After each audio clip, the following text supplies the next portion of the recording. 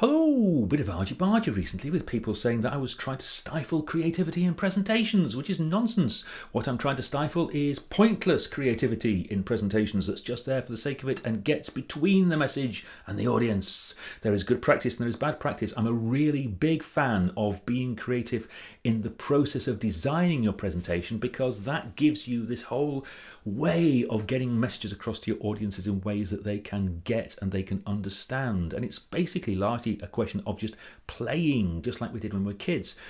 That's not all of it. I mean, creativity, there's more to it than just play. It wraps around play and other things, but play is a good place to start.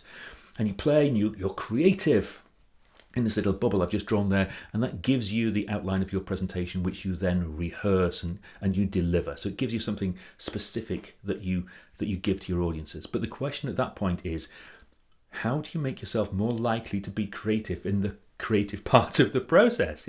I hear a lot of people go, but I'm not creative, I can't do that, and which is tosh and nonsense. Everybody is. We just have to find ways of letting it out. Well, first thing you can do is set aside a specific time and a specific place to create a creative oasis. You can't be creative in your normal places when you're doing your normal things. You need to get away from that.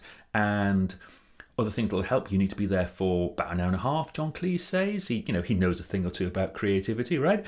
You need to be confident and able to make mistakes and to laugh at yourself. And sometimes it works better if you're doing it with other people. But here is the big one. Would you agree with me that some things in life are not urgent, other things are? And hopefully you'd also agree with me that some things are important and some things are trivial. It turns out that designing presentations is best done when you're in that kind of it's important but not urgent mode.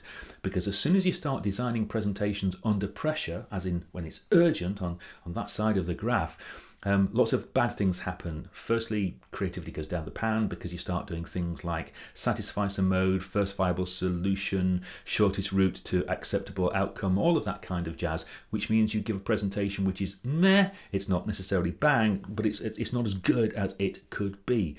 So as comics would say, you want to start designing your presentation as early as possible and go through to as late as possible to give your subconscious the longest possible period of time to work on all of this kind of stuff. Okay, let me just come back to you. Does that kind of make sense? It's kind of start early working on it and finish as close as you dare.